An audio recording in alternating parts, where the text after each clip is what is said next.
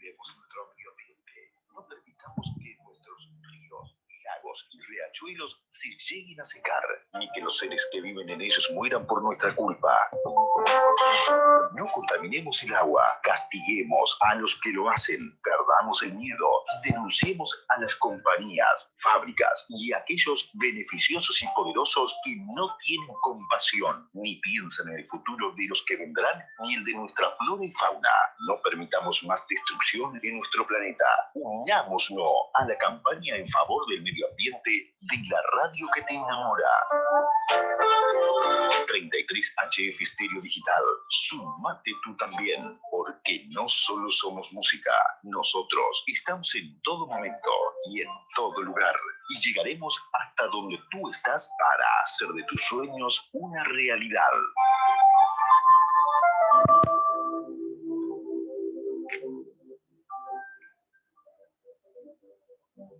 Así entramos en una de las partes más importantes del programa de Cambalache Internacional, lo que la verdad no esconde.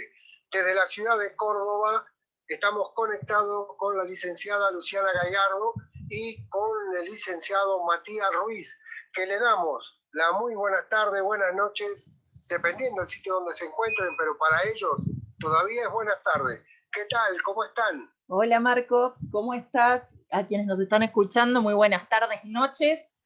¿Cómo va todo? Bien, acá, viste, con las noticias del coronavirus, de los mellizos que parece que se escapó un esperma y no sé, apareció otro.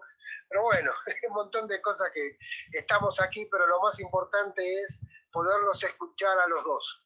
Bueno. Hola Marcos, buenas tardes a todos los oyentes. Buenas tardes para vos también. Antes que empiecen, me gustaría que tú hiciste un comentario, mira, sobre esto. Los científicos identifican a dos mellizos de padres diferentes en Colombia y es un fenómeno extremadamente raro. ¿Qué te pareció raro esto? No es raro porque son cosas que en los diferentes mitos de las diferentes culturas suceden, ¿no? Yo te ponía en el mensaje el ejemplo de la mitología griega porque hay varios héroes gemelos que tienen un padre mortal y un padre divino. Entonces, en los mitos ya sucedía, ¿no? Y que suceda en la realidad, por lo tanto, no es extraño, no es la realidad superando la ficción. A eso me refería con el comentario, Marcos. Fíjate. Increíble, ¿no? Bueno, a Pierre también le llamó la atención, claro, son cosas que nos llaman la atención, ¿no? ¿Qué pasó? Pero bueno, los dejo en el sentido que hagan lo que nos van a contar. ¿Qué nos van a contar hoy? Les vamos a contar, a quienes nos están escuchando, a vos Marcos también, que ayer, 26 de enero, se cumple una conmemoración más, un día más del Día de la Educación Ambiental. Es el Día Mundial de la Educación Ambiental. Algo que de por sí es sumamente importante. Si bien la educación es un concepto amplio que no necesariamente tiene que estar desarrollado en espacios estrictamente de formalidad o respaldado por el Estado, el proceso educativo se puede dar en cualquier circunstancia. De hecho, desde que nacemos hasta el último suspiro que damos, objetivamente aprendemos, estamos en permanente proceso de aprendizaje y aprendemos a lo largo de toda nuestra vida y en todas las diferentes instancias que se nos van presentando a la hora de resolver situaciones en el cotidiano, aprendemos. Esto en específico del Día Mundial de la Educación Ambiental está justamente direccionado a básicamente incorporar de alguna manera y hacer que las personas tomen conciencia, que se sensibilicen respecto a las problemáticas ambientales, yo le agrego socioambientales siempre, del entorno. Y el entorno puede ser el entorno cercano, inmediato, mediato, y el entorno a nivel planetario, porque quienes, a ver, por ahí trabajamos todo el tiempo con estos temas y nos intentamos conectar con la Tierra desde un lugar más profundo, nos damos cuenta de que todo está interrelacionado. Lo que está de este lado del globo con el del otro lado, norte-sur, este-oeste, está absolutamente todo interrelacionado. Y de hecho, toda esta problemática del cambio climático, toda esta afección en cadena que estamos siempre mencionando, no solamente en este programa, en todos los espacios donde trabaja Conciencia Solidaria ONG, tiene que ver con esto, empezar a tomar conciencia en términos sociales de que realmente todo está entrelazado, que cada acción, que cada decisión que tomemos en lo individual va a repercutir en lo colectivo. Y en esto de la repercusión en lo colectivo tiene que ver justamente con este entorno y con esta casa común que habitamos, única en este trayecto evolutivo que tenemos, que es el planeta Tierra.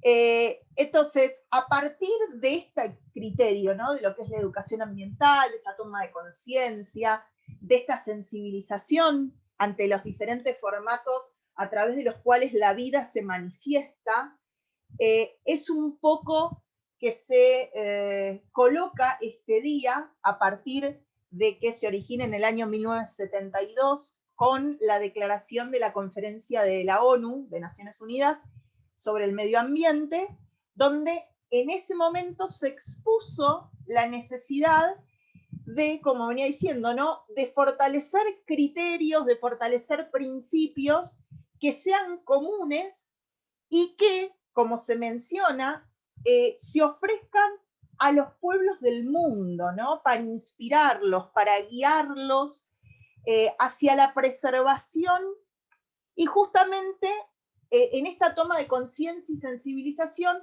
lograr mejorar el lugar que todos habitamos. Y esto es justamente amplio y es, como decía recién, a partir de una toma de conciencia que indefectiblemente siempre es individual. Después uno se suma a grupos de trabajo, después hace los cambios en el día a día, después articula con ese otro, pero realmente la toma de conciencia es individual.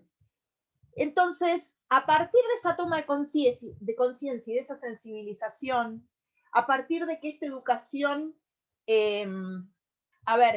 enarbole y sostenga y respalde principios esenciales a la hora de custodiar aquello que es de todos,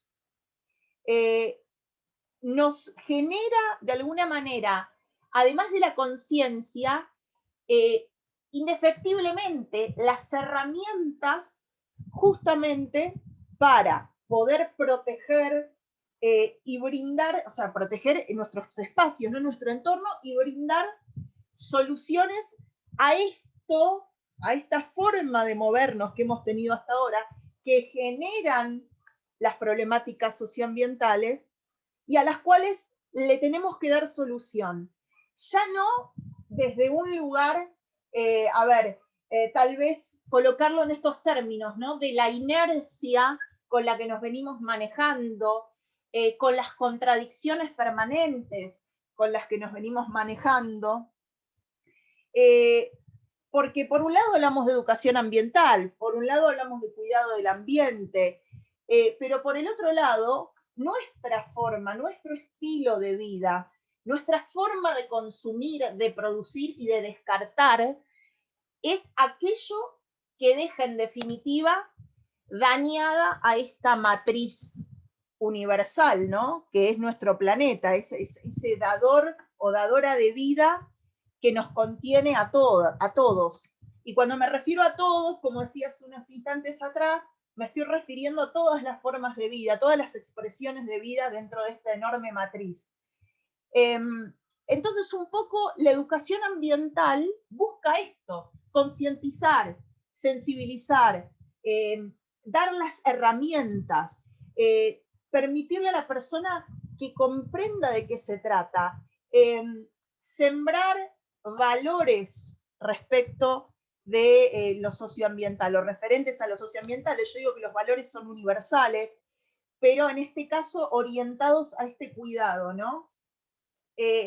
Y también, de alguna manera, colaborar para que los distintos grupos sociales, como decía hace un rato, y hago hincapié en esto y subrayo, puedan desarrollar habilidades que realmente les permitan, digamos, llevar a buen puerto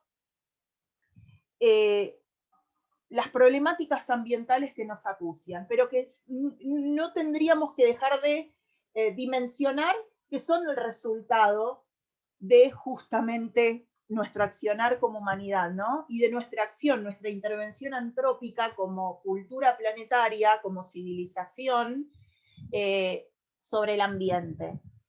Esto que yo te menciono, que le cuento a la gente, que venimos relatando, tiene que ver justamente con, en definitiva, incentivar a que la sociedad, no hablo de una localidad, no hablo de una provincia, no hablo solamente de un país, no hablo de una región, estoy hablando de todos y cada uno, en el marco de la sociedad planetaria, en el marco de la sociedad mundial, se dé a participar en la toma de decisiones respecto a lo que tiene que ver con lo ambiental, ¿no? A entender aspectos de la territorialidad, a conocer herramientas del derecho para poder ejecutar y trabajar sobre, errores o yerros que puedan tener que ver con malas gestiones, con cuestiones de corporativismo que afectan a aquellos territorios donde la persona está viviendo. Es decir, herramientas, incluso, por ejemplo, de estrategias de activismo y militancia, muchas cuestiones que las personas deben tener al alcance de la mano justamente para generar ese cambio. Y en este marco de todo lo que estoy mencionando, nosotros, tal vez quienes nos escuchan por lo general, recordarán, otros para quienes no conozcan, les comentamos que una de las herramientas que hoy por hoy tenemos en el caso de Latinoamérica y el Caribe, es justamente el acuerdo de Escazú, este acuerdo regional que se trabajó en el año 2018, en el 4 de marzo, es un tratado internacional con carácter regional y que aborda justamente, sintetizando, todo esto que hablamos de educar ambientalmente, pero desde un lugar de brindarle a las poblaciones el acceso a la información pública ambiental. Pero no solamente brindarle el acceso, sino también custodiar justamente el ambiente. Entonces, se ve como un instrumento jurídico que es pionero en materia de protección ambiental.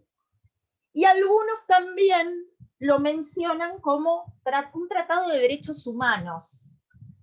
¿Por qué un tratado de derechos humanos? Pues bien, porque tener acceso a la información, y eso de alguna manera estamos hablando de educarnos, el derecho a educarnos, el derecho a acceder a la información, y un aspecto fundamental que trabaja este instrumento jurídico, este acuerdo de Escazú, tiene que ver con la protección jurídica que se les brinde a los protectores del ambiente.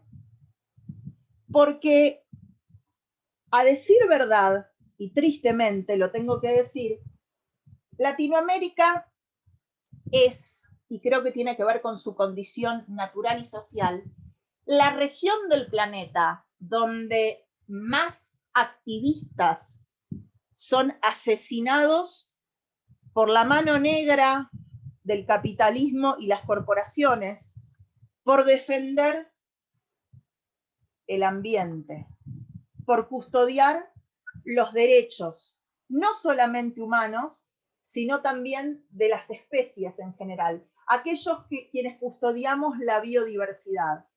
Entonces, el hecho mismo que desde hace 2 años y medio haya empezado a sentarse este posicionamiento de acceso a la información, educación, custodia a través de este instrumento jurídico de la vida de los activistas, el acceso a la justicia, sobre todo de las poblaciones más vulnerables en los diferentes puntos del globo, de Latinoamérica, creo que es algo que, a pesar de un contexto desfavorable, donde se sigue profundizando el modelo corporativo extractivista, es esencial. Y hablando no solamente del acuerdo de Escazú, así digo, ¿no? En términos generales, y vamos focalizando de alguna manera en lo que es el día 26 de enero, en este caso el 2021, de la educación ambiental a nivel mundial. Nosotros ayer hicimos una breve reseña de herramientas, ya que veníamos hablando de herramientas justamente, que tenemos en la República Argentina respecto a cómo nos educamos, respecto a qué legislación nos respalda y nos avala para educarnos ambientalmente, para tener acceso a herramientas que nos permitan luchar. La educación ambiental es esencial para volver a relacionarnos adecuadamente con nuestro entorno, que consideramos que nos ayuda a recuperar la idea de comunidad. Justamente, como lo venía diciendo, en una relación que se torne más armónica con la tierra. Y ayer en las publicaciones colocábamos amándola, respetándola y custodiándola, porque creo que es la síntesis, justamente, y digo, la síntesis perfecta, porque aquello que amamos lo respetamos, y en eso de respetar, cuidamos. Entonces creo que ese es el orden en el cual la educación ambiental tiene que focalizar. Y por supuesto, previo al amor, tiene que haber un conocimiento.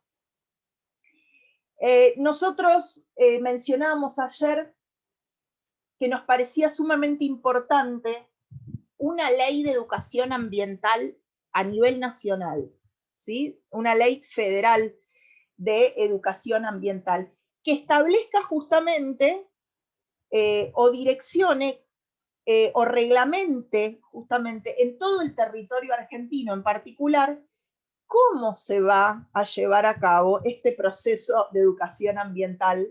En este caso sí, en la educación formal, que podría también, dentro del marco de una ley, colocarse que también puede ser, o pueden ser las bases para utilizarlos en la educación no formal, que es sobre lo que muchos de nosotros venimos trabajando hace tantos años. Y contábamos en este relato, en el día de ayer, que hay algunas cuestiones que, además del acuerdo de Escazú, en nuestro país, la Carta Magna, es decir, la Constitución Nacional de la Nación Argentina, en el artículo 41, entre otras cosas interesantísimas que dice sobre el ambiente, de custodiar los recursos para las generaciones futuras, nosotros le decimos los bienes comunes, establece el derecho a un ambiente sano. Y que una de las formas para lograr esta puesta en práctica, esta vivencia, esta ejecución de un derecho que tenemos todos y todas en Argentina sobre lo que es un ambiente sano, una de las formas es el acceso a la información y a la educación ambiental. Es decir, primero conocer. Conocer para amar, para respetar y para custodiar. Es decir, que nuestra Carta Magna, que es, por lo menos en el marco jurídico que regula nuestro país, es el eje central de toda la legislación habida y por haber, y que nada puede estar en contraposición a esta regulación, dice que tenemos que tener acceso a la información y educación ambiental. ¿Y qué es? La forma en que podemos ejercer nuestro derecho a un ambiente sano. Imagínense si en Argentina, a partir de este criterio, no necesitamos a esta altura de los acontecimientos una ley justamente que contemple la educación ambiental. Por el otro lado, tenemos desde el año 2002 la ley 25675, que es la Ley General de Ambiente.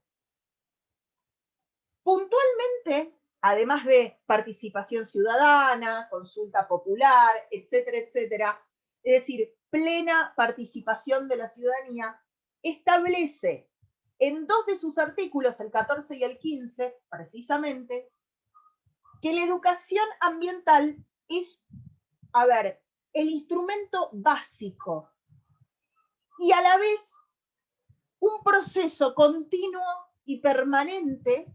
Justamente hablamos de la educación, lo dije al comienzo, para generar en los ciudadanos valores, hoy hablamos de valores, criterios universales, comportamientos y actitudes que sean acorde con un ambiente equilibrado, conservando los bienes comunes y utilizándolos tal como yo sinteticé el artículo 41, pero dije que entre otras cosas, utilizándolos de manera sostenible. ¿Para qué? Para custodiarlos para las generaciones futuras. Digamos que la naturaleza nos está facilitando, nos está proveyendo, estamos un poco de prestado, por decirlo de alguna manera. Y tenemos esta Ley General de Ambiente que rige los principios básicos, que va de la mano con la Constitución Nacional, que nos está diciendo para que la Ley General de Ambiente, presupuestos mínimos, que regula las relaciones socioambientales en todo el país, ¿qué nos dice? Educación ambiental.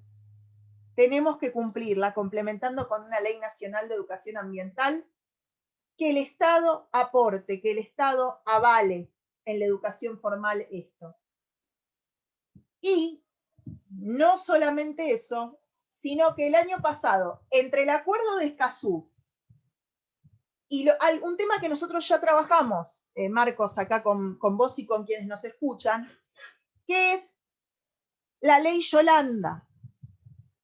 La Ley Yolanda, la 27592, que supone la capacitación integral obligatoria, justamente en temas ambientales, para todos y cada uno de los empleados y empleadas del sector público.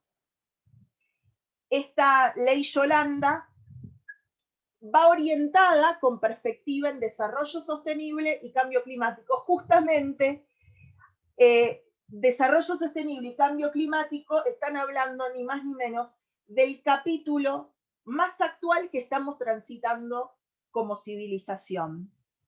Entonces, con dos leyes, como la Ley Yolanda del año pasado, el Acuerdo de Escazú, que lo ratificamos y es a través de una ley, a través del Congreso, una Ley General de Ambiente y una Constitución que nos indican lo que nos indican, necesitamos definitivamente desarrollar una ley de educación ambiental en Argentina, que, a decir verdad, hay algunas provincias que tienen principios o tienen de alguna manera la educación ambiental instalada dentro de la matriz educativa o de la currícula, pero qué importante sería tenerlo a nivel federal, que es la base de un montón de otras cuestiones de articulación. Dos cuestiones. Desde el año pasado, el ministro Juan Cabandier, ministro de Ambiente y Desarrollo Sostenible de la Nación, y el doctor Trota, que es el ministro de Educación de la provincia, de la Nación, perdón, venían planteando ya un proyecto de ley a través de justamente sus respectivos partidos políticos, así como también la oposición planteó esta cuestión. Hoy por hoy tenemos dos proyectos en Argentina que están trabajando esta cuestión, este tema. Desde 2015, la diputada por el PRO, Gisela Scaglia, que estaba tratando de promover la sanción de un proyecto respecto a la educación ambiental, y Gabriela Cerruti, también diputada por el Frente de Todos, que presentó un proyecto exclusivamente de ley de educación ambiental en 2020. Y está todavía para ser tratado, básicamente. El presidente Alberto Fernández planteó recientemente que en septiembre de este año, o sea, en 2021, se va a trabajar, debería salir la ley de educación ambiental a través de este proyecto. Por supuesto, hablamos de lo que ya está circulando en Cámara de Diputados y que definitivamente podríamos decir que en 2021 los contenidos importantes sobre educación ambiental estarían oficialmente colocados en la currícula educativa. Y además, algo que hace muchos años lo vengo pensando, por ahí lo converso con algunos colegas, y esto fue un pedido expreso del presidente, se incluiría en este marco la jura, así como tenemos la jura de la bandera en cuarto grado histórica, hoy se estaría jurando, a partir de que esta ley se ponga en vigencia, la jura por el medio ambiente. Cosa que me parece genial porque eso le da una categoría, una visibilización, un respaldo a las cuestiones ambientales que hasta ahora no han tenido la suerte de que corrían esa suerte justamente. Así que bueno, esto es un poco lo que estuvimos trabajando. Sí, nos interesa comentarles un poco, Matt va a hacernos la colaboración de hablar un rato sobre lo que es la ley Yolanda, porque, digo, es un poco como la puerta, más allá del acuerdo de Escazú, que esto ya es una cuestión regional, pero la ley Yolanda es una puerta que se abrió respecto a la formación de quienes trabajamos para el Estado, justamente los empleados públicos, de poder capacitarnos cada vez más, ser más conscientes y sensibilizarnos sobre los temas ambientales. Algo que me parece importante destacar y que precisamente Matt va a hacer un poquito, va a comentar un poco para quienes no conocen. Sí, totalmente. Muchas gracias, Luciana.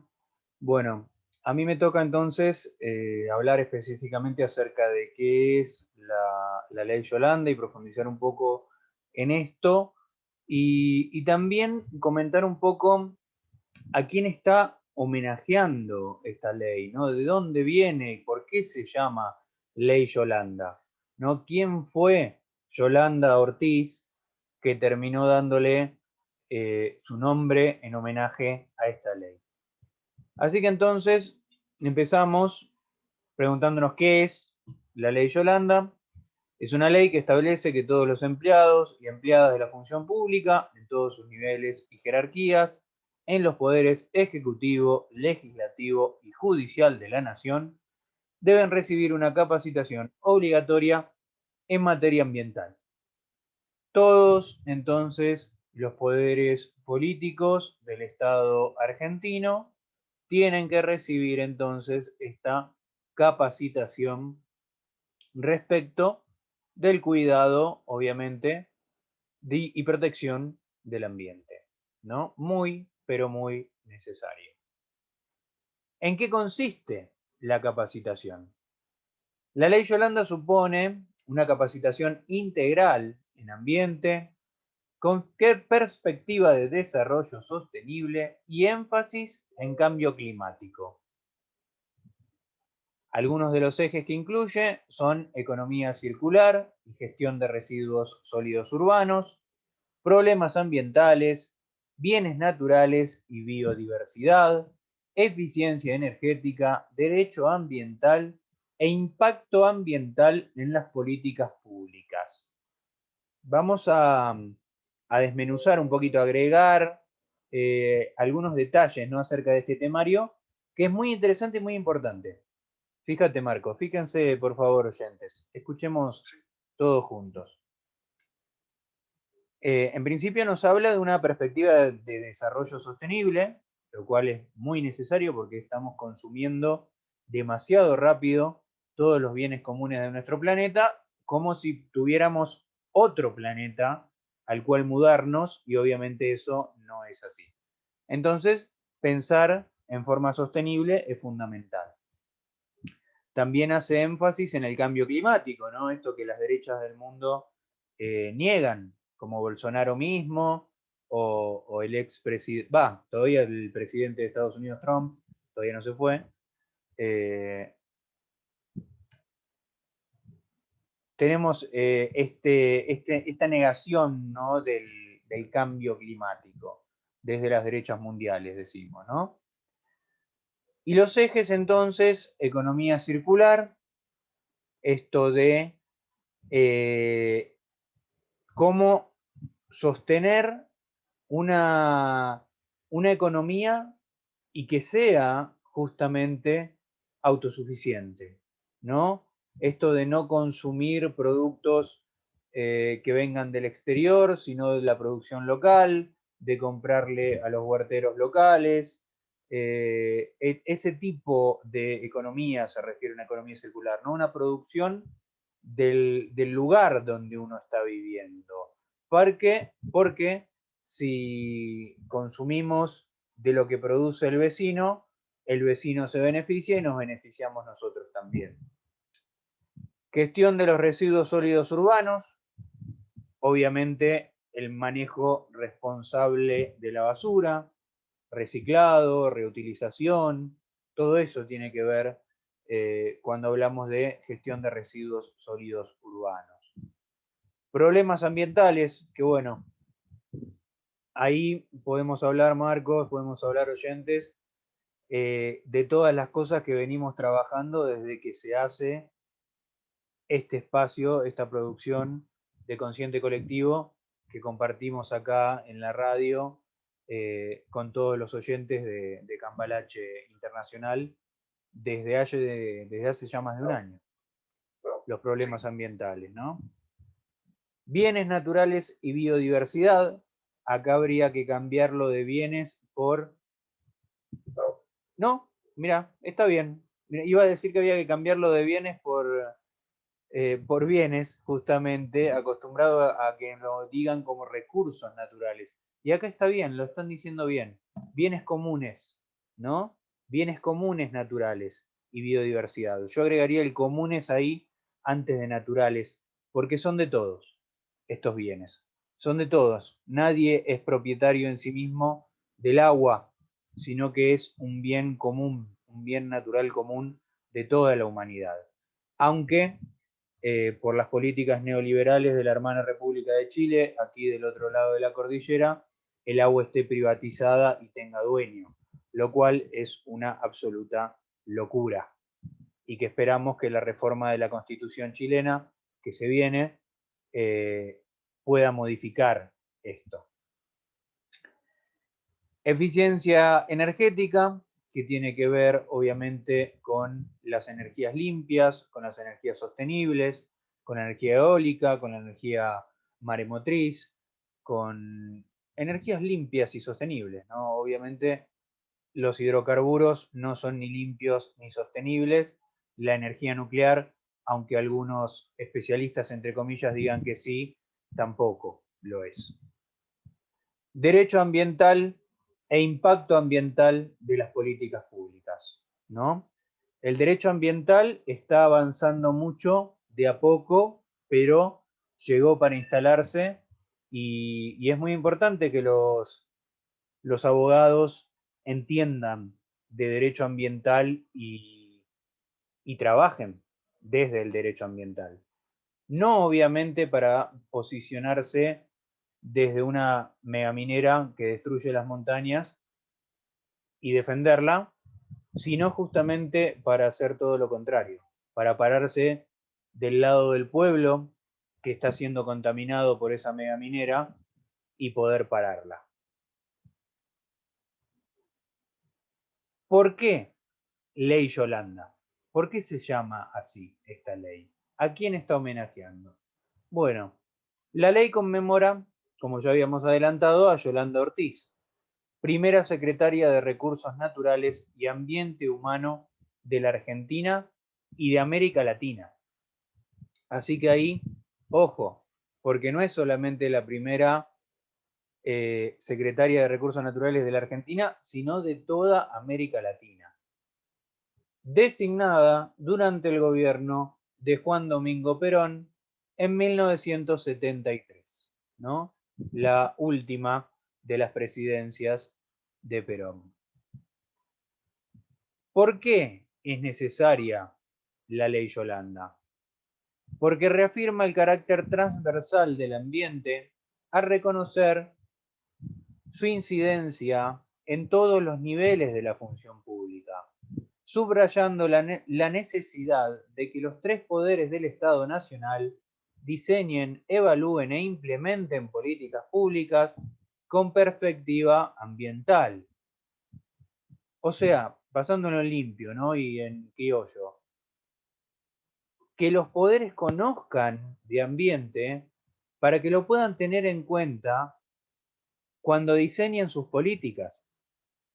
Porque lo que estuvo pasando durante todos estos años es que el ambiente no se tuvo en cuenta.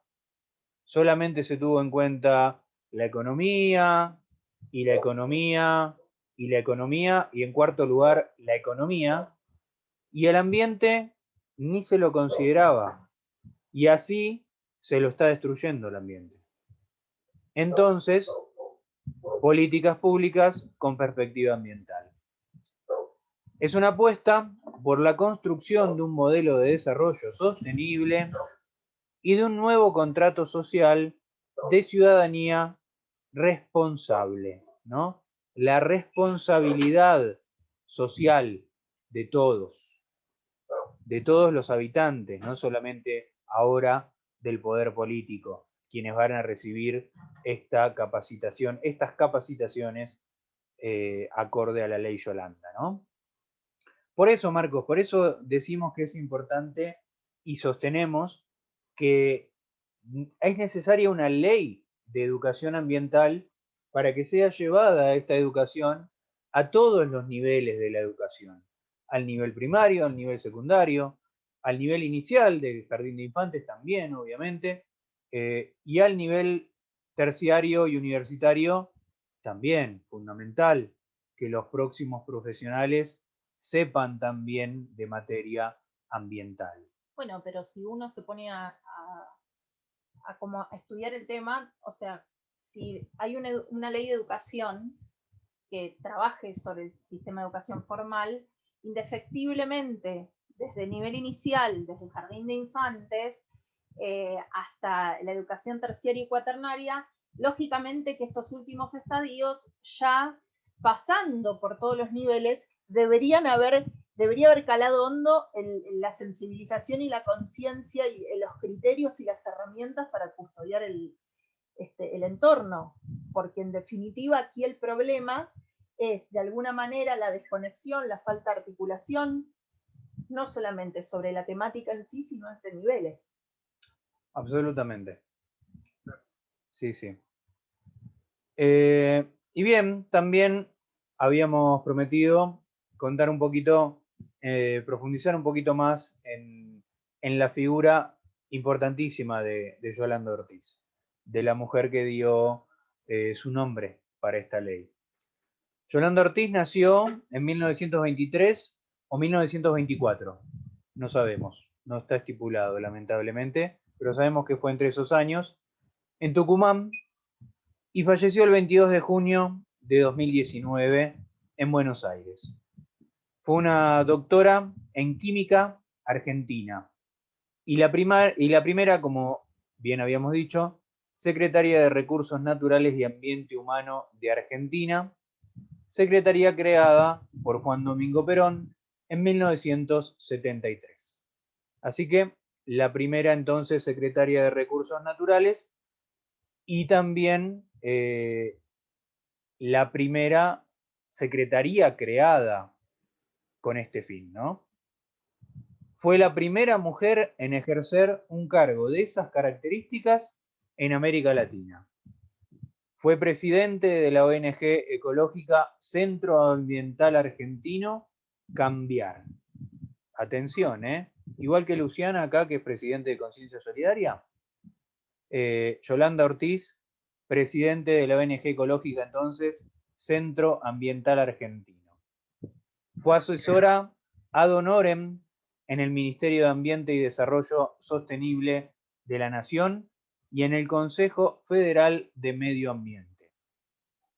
Podrían haberle pagado, ¿no? Bueno, asesora ad honorem.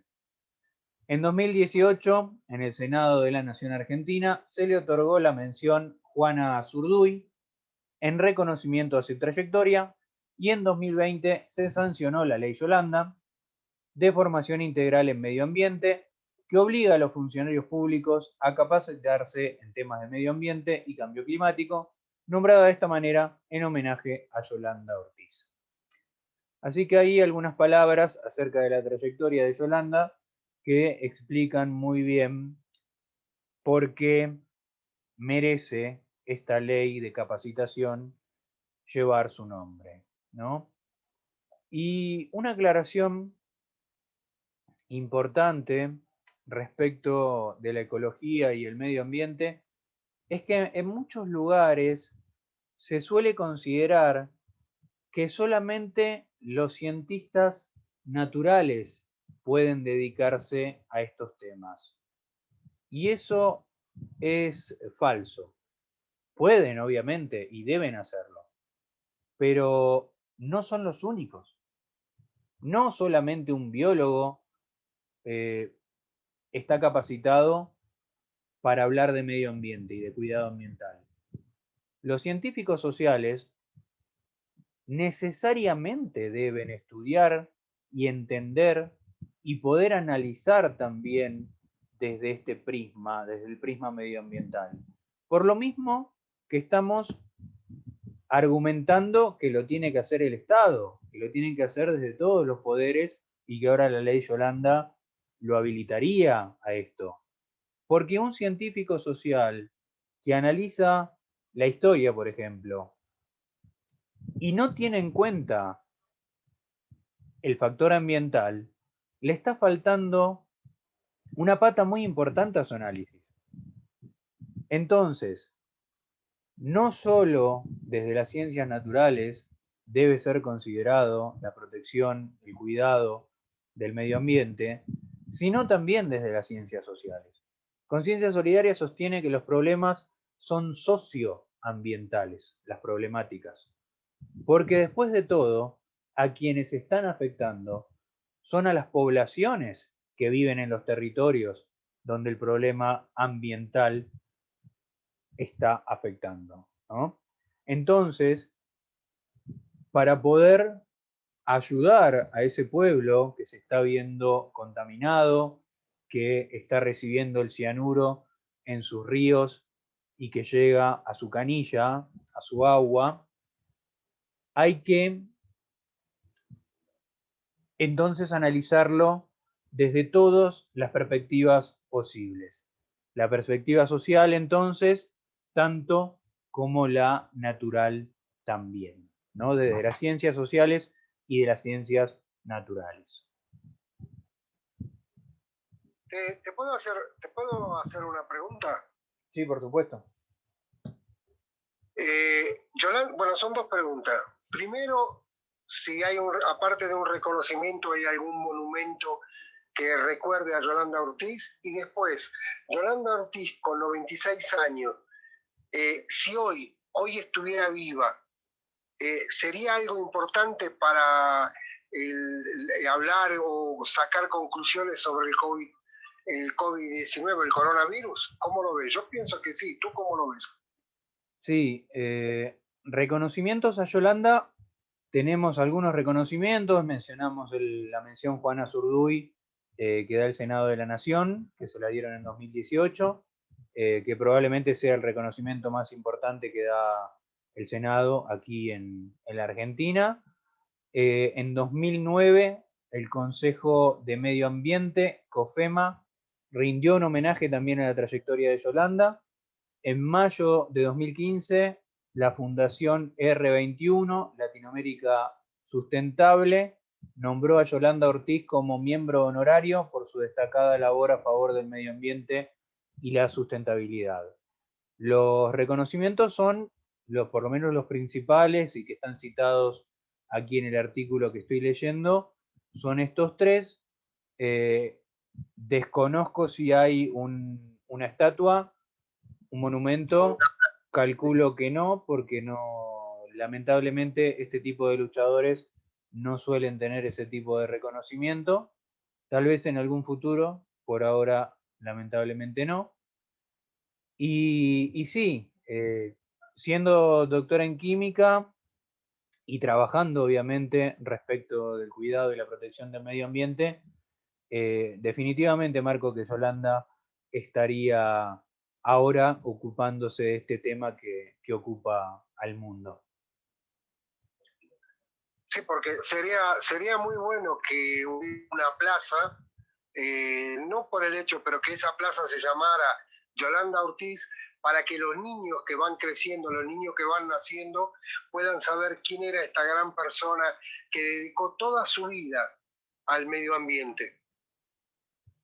Si logramos a futuro, y esperemos que sí, una ley de educación ambiental, el legado de Yolanda seguramente va a estar mencionado y se la va a reconocer. Así que necesitamos esa ley de educación ambiental para que justamente los niños no solo conozcan a Yolanda, sino que también tengan muy bien claro cómo proteger el medio ambiente y cómo proteger los territorios donde viven. Ya, qué importante. Si todas las personas fueran como ella, llegar a 96 años, trabajar ad honores, dar su vida, su pasión por el medio ambiente. Hace poco leía un artículo en las redes y después vi, no recuerdo el nombre de la chica que la mencionaba, gente que tenemos de contactos en las redes por nuestra labor socioambiental, y comentaba que había tenido hace un par de años la alegría de conocerla personalmente, justamente en un evento en el Congreso. Y una de las cuestiones que mencionaba, que además de toda la labor que había realizado en su longeva existencia, en este paso por el mundo, era su gran cuota de humildad. Sí. Y eso habla muy bien de ella.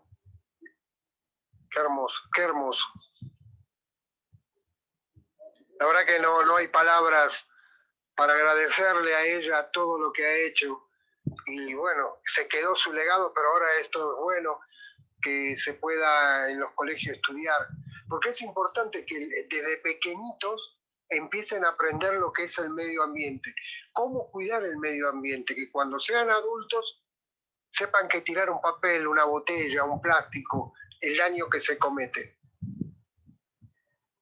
Así es, Marcos. Y también fíjate lo visionario, ¿no? En este caso, desde la Presidencia de la Nación en 1973 de crear esta secretaría, y que obviamente la dictadura, al irrumpir el orden constitucional y democrático de la Argentina, desestimó esta secretaría. Por supuesto, que iban a tener una secretaría de Ambiente, y ¿para qué? ¿No? Obviamente. Y no hubo sucesora, ni sucesor tampoco de Yolanda Ortiz, quien tuvo que exiliarse después del derrocamiento de Isabel Perón, se fue al exilio a Venezuela y allí estuvo trabajando en la Universidad Simón Bolívar durante 6 años. Así que una más de los tantos exiliados de la última dictadura militar argentina, y recién ahora, ¿no?, en nuestro presente, vuelve a existir la Secretaría de Medio Ambiente en la Argentina, y bueno, y tiene un pesado legado que tener en cuenta, con Yolanda Ortiz ahí como ejemplo. Bueno, vos hablabas recién esto de que la dictadura, que no se reconoció, que se dan baja, es como que nada se reconoce del Estado democrático previo y le dan la baja a cuestiones fundamentales para ejercer los derechos y las libertades constitucionales, que claramente se suspenden y desaparecen. Pero no hay que irse muy lejos cuando en el gobierno anterior al actual, en el gobierno del expresidente Mauricio Macri, hubo varios ministerios, entre el de salud, el de ambiente, que pasaron de ser ministerios a ser secretarías. Claro. Es decir, hay una cuestión de categorización y de invisibilización y de denostación de los espacios de las instituciones públicas que inmediatamente, en tanto como se denominen, y por supuesto, qué clase, qué cantidad de recursos se le destinen en términos de partida presupuestaria, vos sabés cuál es el interés que tiene el gobierno de turno en esa materia. Y, a ver, de todas maneras, esto lo subrayo en relación a lo que mencionaba recién Matt, pero por ejemplo, nos encontramos, como siempre en la historia de la humanidad, con grandes paradojas. Hoy hablamos y en el día de ayer, ¿no?, como Día de la Educación Ambiental, que en septiembre de 2021 y el presidente Alberto Fernández menciona que vamos a tener una ley finalmente de educación ambiental en Argentina. Y por otro lado, que se va a jurar al ambiente en paralelo con la jura de la bandera. Pero así como en el día de ayer saltan todos estos pedidos, que se viene trabajando este proyecto en diputados, etcétera, etcétera, nos encontramos represión en espacios de zonas de áreas protegidas en San Nicolás de los Arroyos, el Parque Aguiar, por ejemplo, que tiene un enorme índice de biodiversidad. Estoy hablando del norte de la provincia de Buenos Aires, Argentina. Un parque que tiene más de 3.000 hectáreas, donde humedales y bosque nativo deben ser custodiados. Se acercaron hasta allí activistas, vecinos, porque no quieren que las obras que no tienen nada que ver con la custodia del ambiente avancen. ¿Cuál fue el resultado? ¿Qué es lo que aconteció? Por lo menos hasta el último momento la información que tenemos es que se reprimió. Yo no vi a nadie del Estado, excepto a la policía, que diera la cara por eso. No lo escuché al presidente, no lo escuché al gobernador Axel Kicillof, no lo escuché al ministro de Ambiente Cabandier, que están estos vecinos jugándoselas por espacios de biodiversidad que tampoco queda. Aparte, pensemos que en toda esa zona norte y pegado al Paraná ya venimos con todos los incendios de la isla Victoria, de las Islas Entrerrianas, frente a, en el Paraná, frente a la ciudad de Rosario. Más de 350.000 hectáreas. Venimos de un Chaco devastado, de una Formosa devastada, de Salta devastada, de Córdoba quemada. Nos queda 1,5% en monte nativo en menos de un siglo. Entonces, mientras hablamos de educación ambiental, ocurre todo esto. Y para peor, anteayer se reunió el presidente de la Nación con, entre otros tantos políticos, el gobernador Arcioni, de la provincia de Chubut. ¿Para qué? Para decirle a la provincia de Chubut que tiene que avanzar el proyecto de ley que tienen adentro de la legislatura provincial para que avance sobre la meseta los emprendimientos megamineros. Es decir, según hablamos con el compañero Pablo Lada, que es un militante histórico desde la primera hora en defensa del no a las mineras en la Patagonia Argentina, que ya han expulsado proyectos, que se han levantado contra las corporaciones, y nos mencionaba, hay una iniciativa popular para mejorar la ley 5001. Hay más de 30.000 firmas juntadas. Hay un proyecto de iniciativa para mejorar, restringir y custodiar mucho más, establecer parámetros de control para custodiar el ambiente en la provincia. Y los legisladores provinciales miran para otro lado con aval del Ejecutivo Nacional, que dice que las actividades como las mineras son esenciales y que tienen que ver con el desarrollo económico de nuestro país. Cuando en realidad sabemos que la ley minera nacional beneficia a las empresas, les hace reembolso, les permite rendir afuera las ganancias. Las regalías que quedan en nuestro país son menos del 1,5% de valor bocamina, y pretenden hacernos creer que en realidad son las verdaderas panaceas o las verdaderas soluciones a la problemática económica en el país. Acá en realidad lo que está pasando es la corrupción, es el robo, es todo lo que se llevaron y que no va a volver. Ese es el problema que tenemos, como en tantos otros lados y en países del tercer mundo o en vía de desarrollo, como le quieran llamar, como la Argentina. Somos la mano de obra, somos los recursos naturales, los bienes comunes, somos extractivismo, somos corrupción, somos no cumplimiento de la ley ni de la Constitución. Entonces la democracia termina siendo una especie de pantomima, de un cartón pintado, donde ninguna legislación se cumple y cuando la querés hacer cumplir, te bajan. Te acorralan, pero con educación ambiental. Mira, Luciana y Matías, Quique Fernández desde los Estados Unidos, director de nuestra emisora, los felicita por esta tan importante nota que nos están compartiendo y a conocer quién era esta gran mujer. Gracias por este trabajo tan maravilloso. Gracias por estar en Cambalache y en 33HF Estéreo Digital. Gracias, Quique. Bueno, Quique, muchísimas gracias por estar escuchando, por estar atento.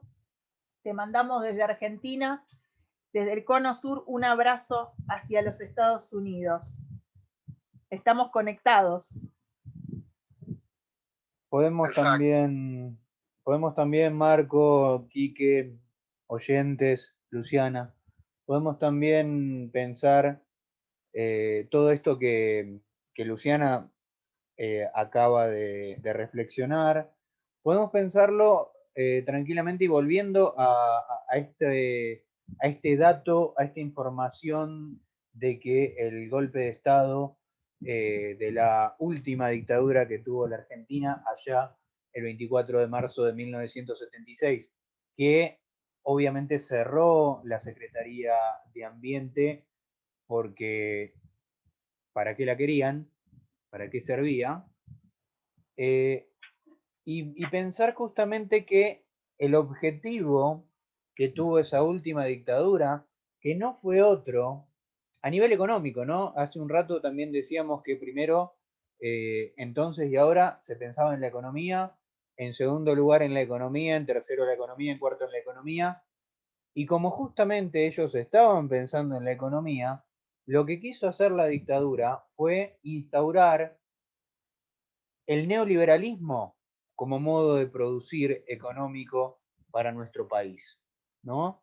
Lo mismo que hizo la dictadura de Pinochet en Chile, lo mismo que intentó hacer la dictadura en Uruguay, lo mismo en Paraguay, lo mismo en Bolivia, lo mismo en todo el cono sur, regidos por la Operación Cóndor, dirigidos desde la Escuela de las Américas en Panamá, por la CIA desde los Estados Unidos, ¿no?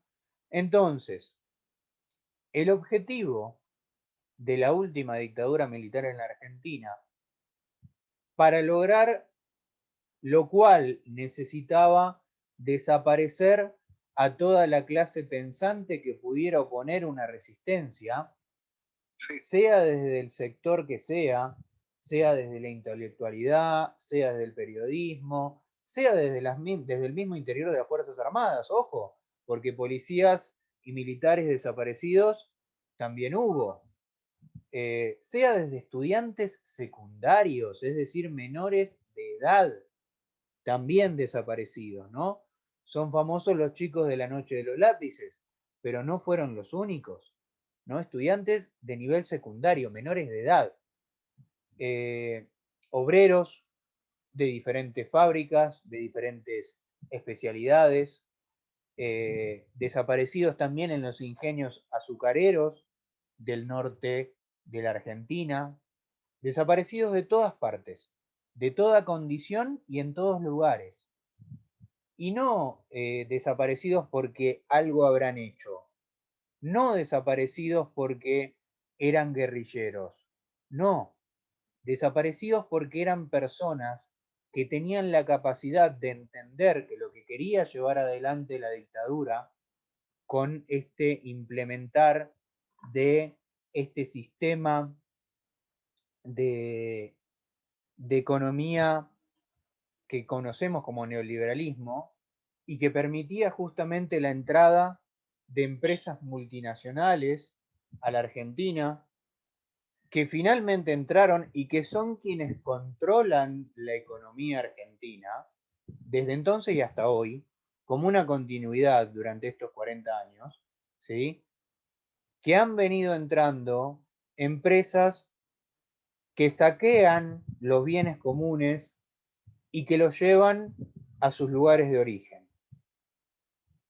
Entonces, si tenemos empresas como Barrick Gold, como Yamana Gold, como Monsanto, como Bayer, que son gigantes internacionales que producen diferentes cosas, pero que se instalan justamente en los pequeños países, pequeños entre comillas, ¿no? Porque hemos hablado mucho en este consciente colectivo que los países latinoamericanos son muchísimo más grandes que los europeos, pero pequeños por sus economías, ¿no? Por su capacidad de autogestiva, ¿no? Pequeños en ese sentido.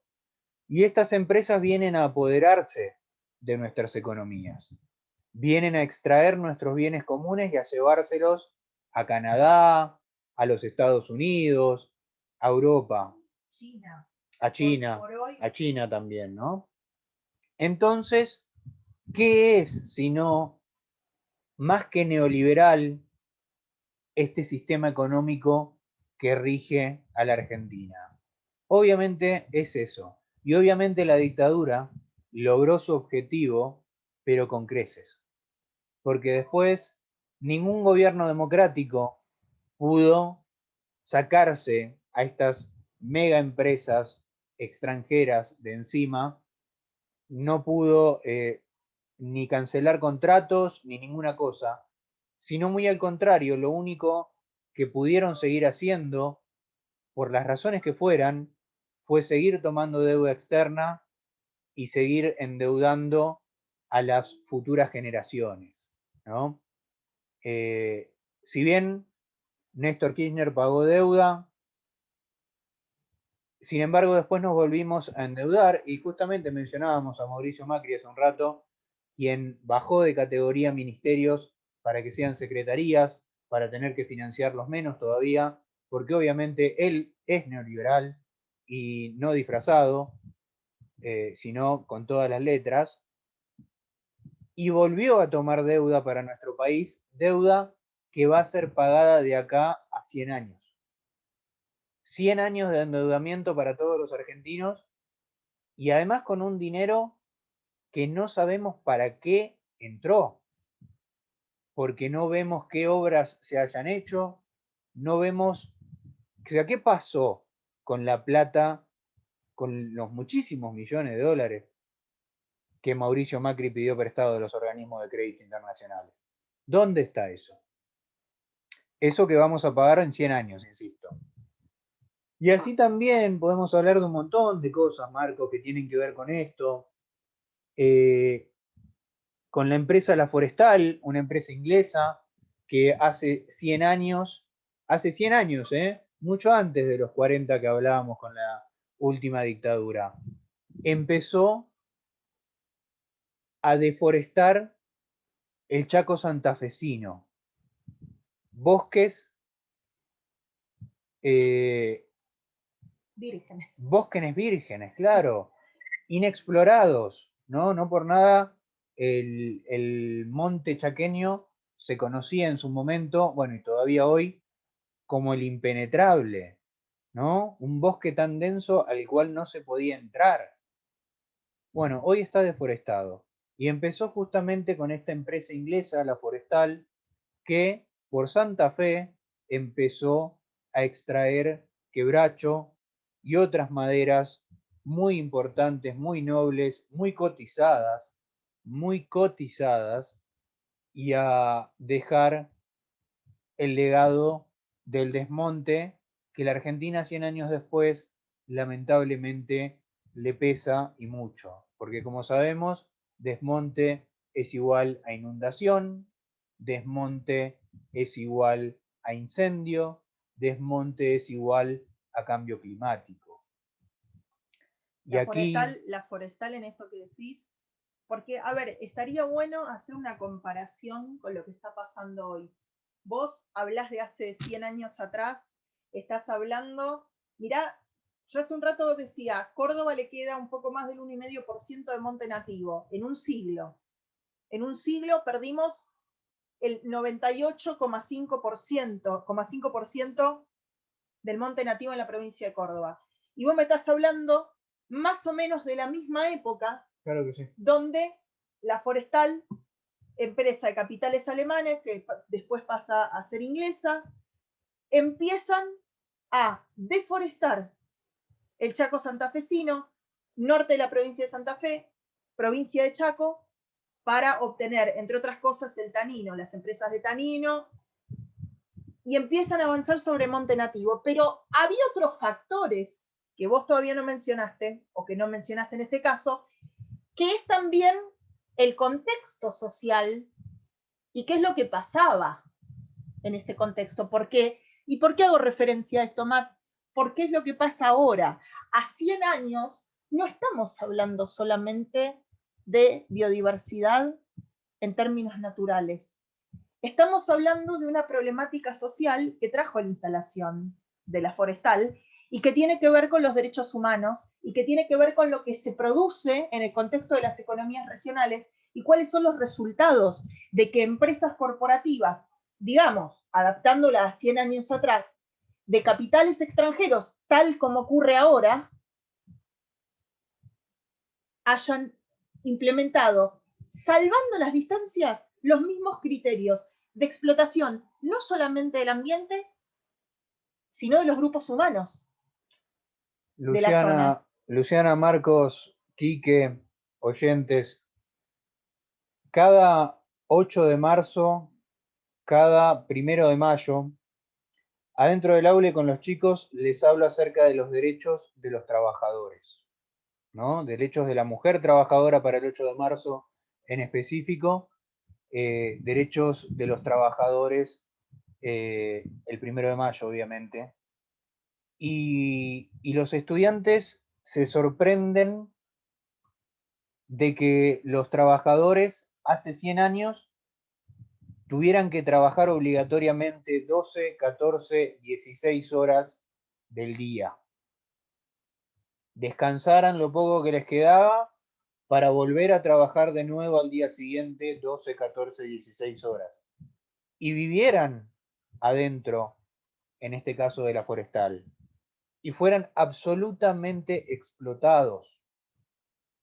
Porque en aquel momento, hace 100 años, no existían todavía los derechos de los trabajadores en nuestro país, porque en otros países del mundo sí, otros países gobernados por diferentes revoluciones habían dado de entrada prácticamente los derechos a los trabajadores, pero en la Argentina no. En la Argentina tardaron bastante en llegar los derechos de los trabajadores y de hecho eran muy reprimidas las protestas, las huelgas que buscaban su sanción. Huelgas de anarquistas y de socialistas y de comunistas que habían llegado de la vieja Europa escapando de las inclemencias de lo que había sido la Primera Guerra Mundial y que ni se imaginaban lo que iba a ser la Segunda. Todavía, ¿no? Faltaba un montón todavía para eso. Y entonces justamente, ¿qué sucedía cuando estos trabajadores que no tenían ningún derecho y que por supuesto tampoco tenían derecho a reclamo alguno, ni a huelga ninguna, y se los masacraba? Que es por lo cual se origina el 8 de marzo como Día Internacional de la Mujer, por el incendio en Chicago de una fábrica que mató a todas las hilanderas que estaban ahí adentro tomando la fábrica y protestando por condiciones dignas de trabajo, por sus derechos laborales. Y la forestal, en este caso, que es el ejemplo que estamos tomando hoy, también hizo exactamente lo mismo. Hizo una masacre, una matanza de los huelguistas de parte de la empresa británica Tanino La Forestal. Sucedía en 1921, hace 100 años, exactos. Justo, exactamente. 100 años, en varios pueblos del norte de la provincia de Santa Fe. Los asesinatos sucedieron durante el gobierno del presidente radical Hipólito Yrigoyen, ¿no? Así que Yrigoyen no solamente tiene la mancha en su currículum de la Patagonia rebelde del sur y de los asesinatos sucedidos en la Patagonia rebelde, sino también esta otra mancha de más obreros, de más trabajadores asesinados, en este caso en la provincia de Santa Fe. Según los datos que tengo, fueron 300 personas. Madre mía. Y justamente asesinatos producidos por un organismo parapolicial llamado Liga Patriótica Argentina, ¿no? Parapoliciales, fuerzas parapoliciales, Marcos, como las que en los 70 se hacían llamar AAA, ¿no? La Alianza Anticomunista Argentina.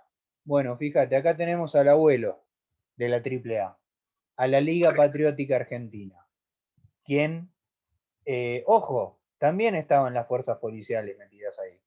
Pero estas fuerzas parapoliciales, como también surgieron en Brasil y en muchos otros lugares, y entraban en las favelas a matar a los chicos pobres, bueno, esto es de muy larga data en nuestros países latinoamericanos. Y en esto, hoy hablamos de Yolanda más temprano, pero sabemos que en la provincia de Santa Fe, este mes, en Villa Guillermina, hay una serie de eventos conmemorativos. Pasado mañana empieza, el 29. Que tienen que ver justamente con a 100 años de la forestal.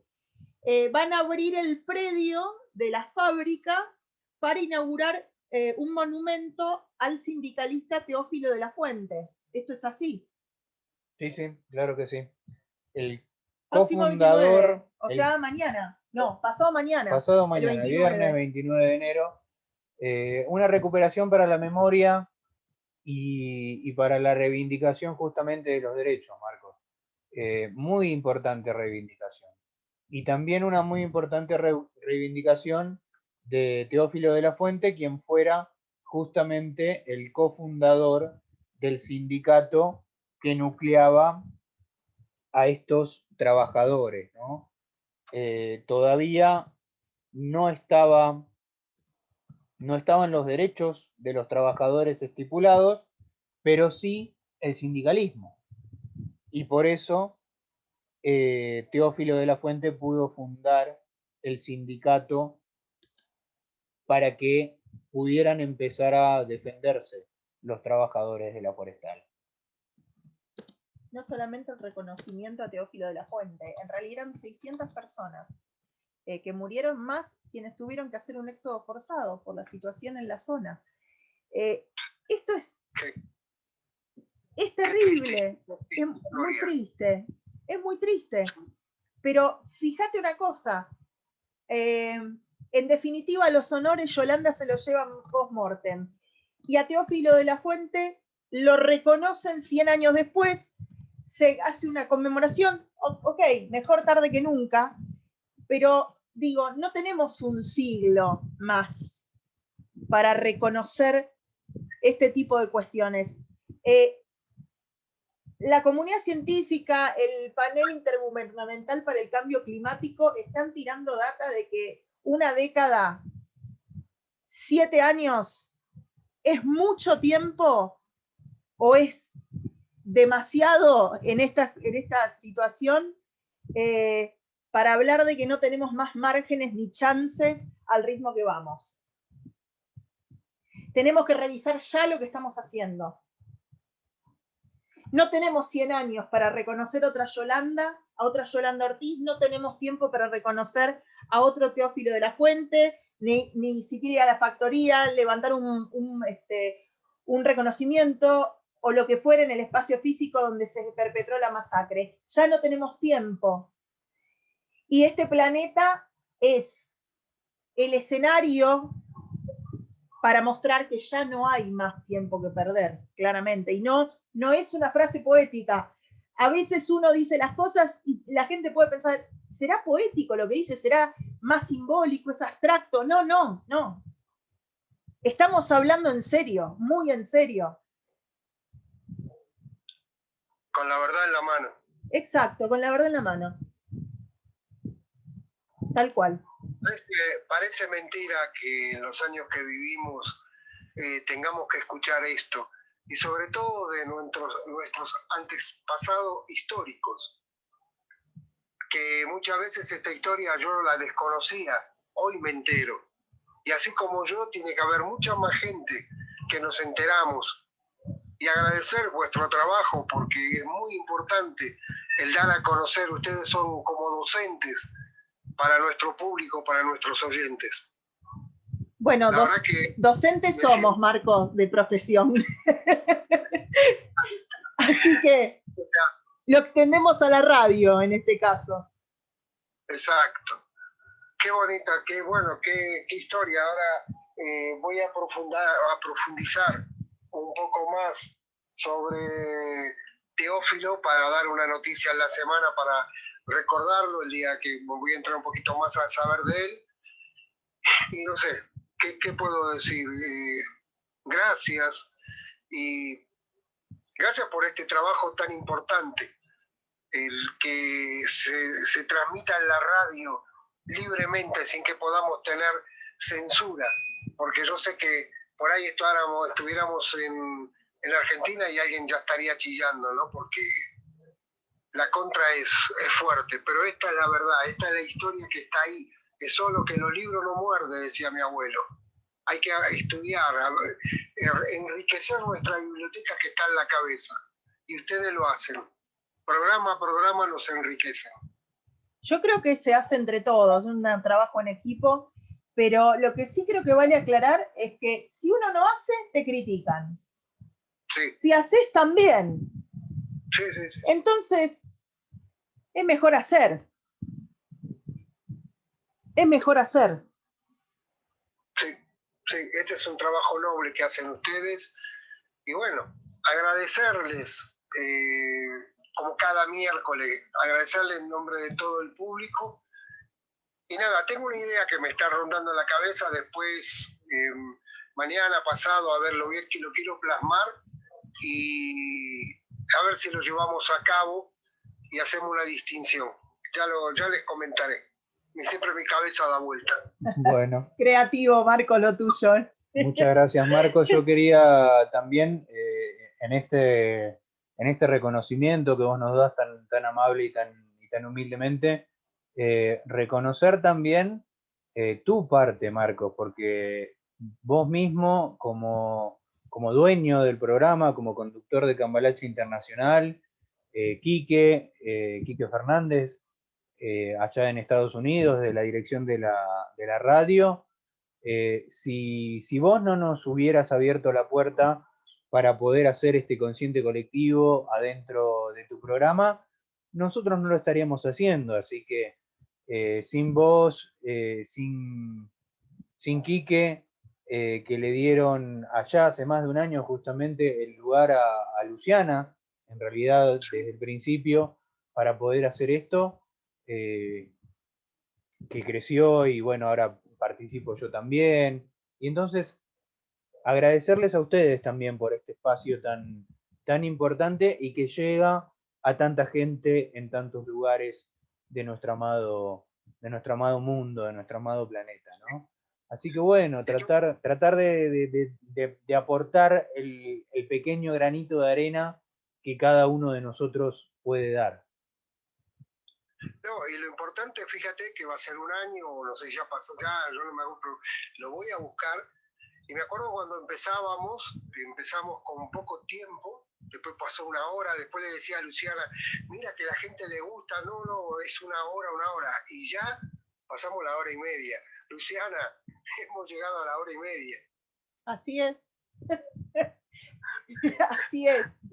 ¿Te acuerdas? No, más no, porque claro, ustedes trabajan, ustedes tenían, y yo agradezco de corazón el tiempo que ustedes se dedican, porque saben que hay mucha gente que lo escucha. Por eso quiero plasmar algo que tengo en la mente y llevarlo a puerto, y quiero que ustedes sean testigos de este plan que tengo entre mente. Que les va a gustar. Bueno, ojalá que así sea. Muchas gracias por tenernos en cuenta. Y bueno, vos sabés que mientras no se nos superponga con las clases, no tenemos problema. Nuestro tema siempre es educativo, para variar. Exacto. Bueno, yo los dejo, les agradezco.